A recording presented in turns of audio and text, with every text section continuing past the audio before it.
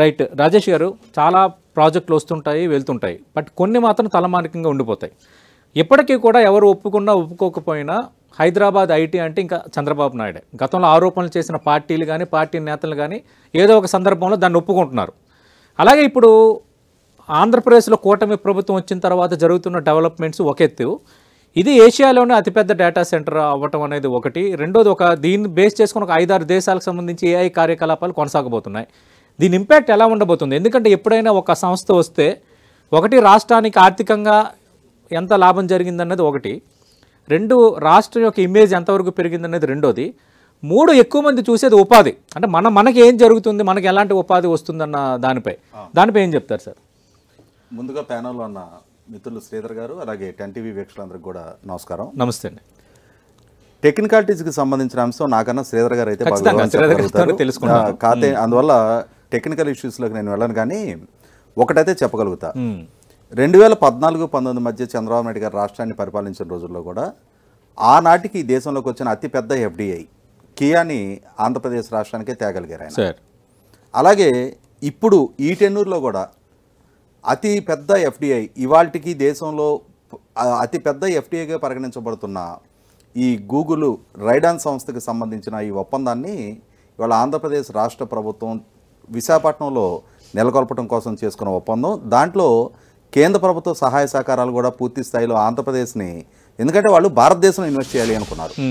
భారతదేశంలో ఇన్వెస్ట్ చేయాలి అనుకున్నప్పుడు నైసర్గికంగా విశాఖపట్నానికి ఉన్న అడ్వాంటేజ్ దృష్ట్యా తూర్పు తీరంలో ఉండటం, కోస్టల్లో ఉండటం, వీటన్నిటి నేపథ్యంలో ఆంధ్రప్రదేశ్ రాష్ట్ర ప్రభుత్వం కూడా స్పందించిన తీరు, అలాగే ఈ డేటా పాలసీస్కి సంబంధించి కూడా కేంద్ర ప్రభుత్వంతో చంద్రబాబు నాయుడు గారు కొంచెం వేగంగా స్పందించి కొన్ని మార్పు చేర్పులు, కార్పొరేట్కి అనుకూలంగా మార్పు చేర్పులు చేయించిన విధానం, వీటన్నిటి నేపథ్యంలో వాళ్ళ వైపు నుంచి ఒక ఆసక్తి వ్యక్తమైన తర్వాత దాన్ని స్కిప్ అవ్వకుండా కాపాడుకోవడం అనేది మోస్ట్ ఇంపార్టెంట్. అదే మనకు దక్కేటట్టుగా చేసుకోవటం. అవును, ఇవాళ మనం గమనిస్తుంటాం కదా, సిఐఏ కన్వెన్షన్స్ లాంటివి జరిగినప్పుడు లక్షల కోట్ల రూపాయల ఎంఓయూలు జరుగుతూ ఉంటాయి.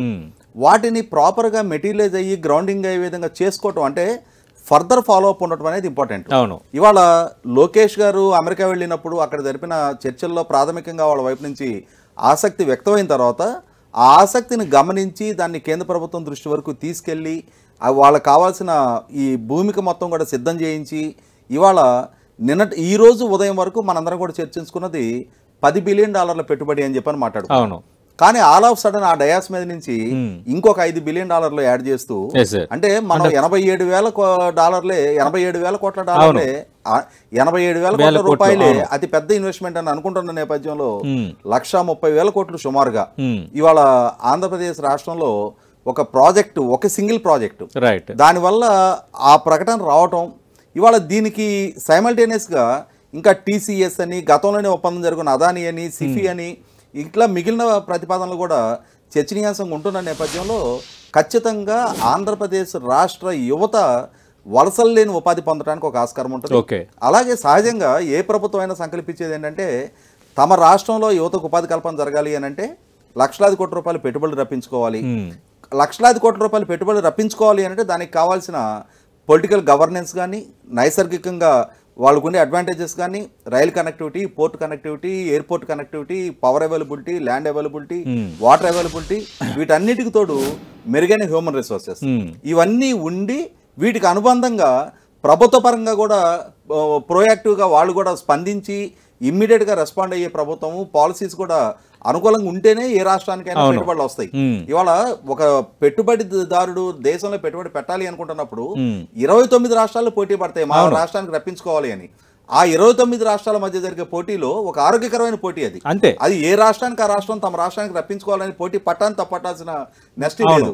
అటువంటి ఒక ఆరోగ్యకర పోటీలో ఆంధ్రప్రదేశ్ రాష్ట్రం ఇవాళ తాను విజేతగా నిలిచి ఇవాళ ఇంత పెద్ద పెట్టుబడిని రప్పించుకోవడం అనేది 100% ఆంధ్రప్రదేశ్ రాష్ట్ర యువతకి ఎన్నికలకు ముందు ఎన్డీఏ కూటమి చేసిన వాగ్దానం, 20 లక్షల ఉద్యోగ కల్పన చేస్తామని చెప్పిన వాగ్దానాన్ని నిలుపుకోవడంలో ఒక అడుగుగా దీన్ని భావించవచ్చు. అంటే ఈ ఒక్కదాంతో ఆ కళ మొత్తం సాకారం అవుద్దా అంటే సాకారం కాలేకపోవచ్చు. కానీ ఇవాళ లోకేష్ గారు పదే చెప్తున్న విధంగా 2029 నాటికి విశాఖపట్నంలో 5 లక్షల ఐటీ అండ్ ఐటీ ఎనేబుల్డ్ జాబులు మేము క్రియేట్ చేస్తామని చెప్తున్న ఆ వాగ్దానానికి అనుగుణంగా ఒక తొలి అడుగు చాలా పెద్ద అడుగు, అది తొలి అడుగు, చాలా పెద్ద అడుగు, చాలా పెద్ద అడుగుగా దీన్ని భావించవచ్చు మనం. అబ్సల్యూట్లీ.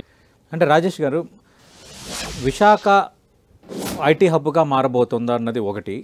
రెండోది, ఇప్పుడు ఇంత పెద్ద ప్రాజెక్టు, ఆ గూగుల్ సీఈఓ కూడా ఒక ప్రకటన చేశారు, అమెరికా తర్వాత ఇంత భారీ స్థాయి పెట్టుబడి మేము ఎక్కడా పెట్టలేదు అని. అంటే ఇది ఆసం, దానికి అంతకు మించిన పదం మరి లేదనుకుంటున్నాను నా వరకు. అంటే దీని ఇంపాక్ట్, దీని రిఫ్లెక్షన్ ఎలా ఉండబోతుంది మిగతా ఐటీ కంపెనీల రాక కానీ ఏపీ డెవలప్మెంట్కి కానీ? ఇప్పుడు వాస్తవంగా అండి, ఇప్పుడు సైబర్ టవర్స్ నిర్మాణం జరిగిన దగ్గర నుంచి, అంటే ఆ ఫౌండేషన్ వేసిన దగ్గర నుంచి నేను చూస్తూ ఉన్నా సార్. సైబర్ టవర్స్ కానీ, ఇప్పుడు మన ఇన్ఆర్బిట్ మాల్ వరకు ఉన్న, వ్యానన్బర్గ్ ఐటీ వరకు ఉన్న ఆ ప్రాంతం కానీ, లేదు ఫైనాన్షియల్ డిస్ట్రిక్ట్ ఇన్ఫోసిస్ దగ్గర నుంచి బిగిన్ చేస్తే ఇన్ఫోటెక్ వరకు, తర్వాత మన ఆదిబట్ల, అటు గట్కేశ్వరు, ఇవన్నీ కూడా మనం మొదటి నుంచి చూస్తూ ఉన్నాం.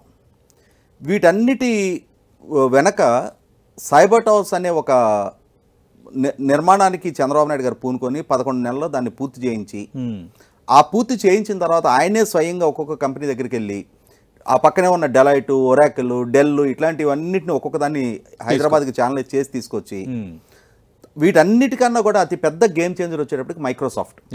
ఎప్పుడైతే ఆయన బిల్ గేట్స్ గారిని ఆయన అపాయింట్మెంట్ ఇవ్వడానికి కూడా నిరాకరించిన సందర్భంలో ఒప్పించి మెప్పించి మైక్రోసాఫ్ట్ డెవలప్మెంట్ సెంటర్ సియాటిల్ తర్వాత మొట్టమొదటిగా హైదరాబాద్లో గ్రౌండింగ్ అయ్యే విధంగా చేయగలిగారో, దాని ఇంపాక్ట్ ఇవాళ ఎన్ని లక్షల సీటింగ్ కెపాసిటీకి హైదరాబాదు రీచ్ అవ్వగలిగింది. రైట్.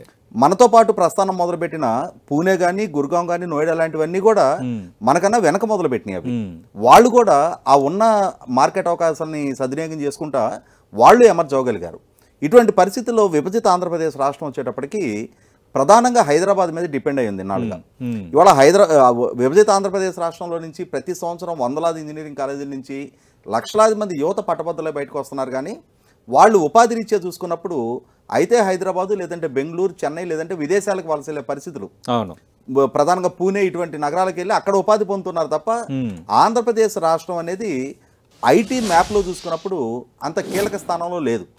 అటువంటి ఒక నోవేర్ అనే స్థితి నుంచి ఇవాళ విశాఖపట్నాన్ని ఇవాళ మిగిలిన నగరాల సరసన నిలబెట్టే దిశగా ఈ ఒక్క ప్రకటన మొత్తం భారతదేశపు దృష్టి ఐటీ గురించి ఆలోచించే ప్రపంచవ్యాప్తంగా ఉండే ఆ రంగంలో ఉన్న ఆ నిపుణులందరి దృష్టి కూడా ఎక్కడ ఈ విశాఖపట్నం గూగుల్ ఇంత పెద్ద పెట్టుబడి అక్కడ ఎందుకు పెడుతుంది అని చెప్పని ఆలోచించగలిగే విధంగా చేయగలిగారు. రేపు నవంబర్ 14, 15, 16 తారీఖుల్లో సిఏఏ కన్వెన్షన్ అక్కడ జరగబోతా ఉంది.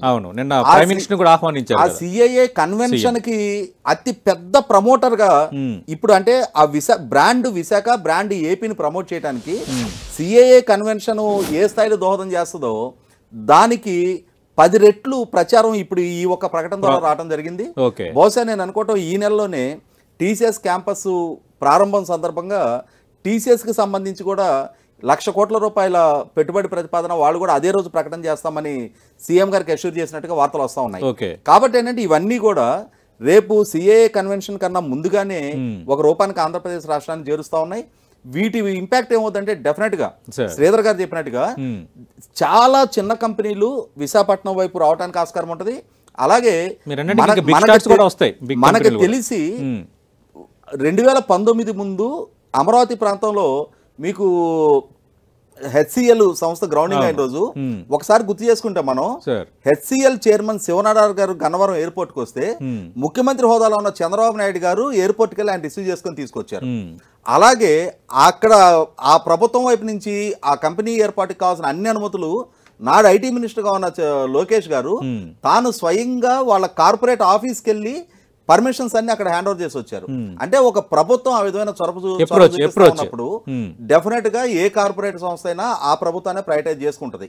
అక్కడ ప్రొవైడెడ్ వాళ్ళకి కావాల్సిన మానవ వనరులు కానీ ప్రభుత్వ పరంగా మిగిలిన అంటే మొత్త ప్రభుత్వం వరకు చొరవ చూపినగా కానీ మిగిలిన ఫెసిలిటేషన్ ప్రాపర్ గా లేనప్పుడు వాళ్ళు కొంచెం వెనకడిగేస్తారు. కానీ ఇవాళ ఆంధ్రప్రదేశ్ రాష్ట్రాన్ని చూసుకున్నప్పుడు ఇందాక నేను మొదట్లో చెప్పినట్టుగా అన్ని విధాలా fully equipped state. Other than that అక్కడ ఇప్పటి వరకు సరైన కంపెనీసే లేవు. ఇవాళ కంపెనీలు కూడా వచ్చినప్పుడు వలసలు లేని ఉపాధి పొందడానికి ఆస్కారం ఉంటుంది. ఎందుకంటే ఇవాళ మేమందరం గ్రామీణ ప్రాంతాల నుంచి అవును వచ్చాం. సార్. ఆ గ్రామాల్లో వలసలు ఇంపాక్ట్ వాళ్ళ గ్రామాలు ఎలా కొనారెళ్తున్నాయి అనేది ప్రత్యక్షంగా అనుభవపూర్వకంగా చూస్తా ఉన్నాం. కాబట్టి ఆంధ్రప్రదేశ్ రాష్ట్రంలో కనుక ఉపాధి యువతకు దక్కినప్పుడు ఓకే 100% ఆంధ్రప్రదేశ్ రాష్ట్రం కూడా చంద్రబాబు నాయుడు గారు పదే పదే చెప్తుంటారు హెల్దీ వెల్దీ అండ్ హ్యాపీ ఇండెక్స్లో రాష్ట్రం పురోగమించాలి అని చెప్పని. ఒక హ్యాపీ ఇండెక్స్ తో కూడా రాష్ట్రం పురోగమించడానికి మార్గం సుగమం అవుద్ది. 100% బ్రాండ్ విశాఖతో పాటుగా బ్రాండ్ ఏపీ డెవలప్ అవుద్ది. దీనికి తోడు మనం బెంగళూరు నుంచి వస్తున్న స్పిల్ ఓవర్ క్రౌడ్ అది మీకు లేపాక్షి ప్రాంతంలో అలాగే అంటే హిందూపూర్ ప్రాంతంలో కూడా అక్కడ కూడా గ్రాప్ చేయడానికి ప్రయత్నాలు చేస్తున్నారు. కాబట్టి అనంతపురం జిల్లాకి 100% రాబోయే కొద్ది సంవత్సరాల్లో ఆంధ్రప్రదేశ్ రాష్ట్రం ఇవాళ మనం చూస్తే ఏమవుతుందంటే పర్ క్యాపిటల్ ఇన్కమ్ పరంగా కానీ ఉపాధి కల్పన పరంగా కానీ దక్షిణాదిలో అభివృద్ధి చెందున్నాయి. ఎందుకంటే ఆంధ్రప్రదేశ్ చుట్టూ వెళ్ళకి ఇప్పుడు తెలంగాణ, కర్ణాటక, తమిళనాడు రాష్ట్రాలు ఉన్నాయి. వీటితో పోల్చి చూసుకున్నప్పుడు పర్ క్యాపిటల్ ఇన్కమ్ పరంగా చాలా లోలో ఉంది. అటువంటి స్థితి నుంచి ఈ మిగిలిన అభివృద్ధి చెందిన రాష్ట్రాల సరసన తాను కూడా తలెత్తుకొని నిలబడగలిగే స్థితికి ఆంధ్రప్రదేశ్ పౌర సమాజం కూడా రీచ్ అవ్వగలుగుద్ది. రైట్.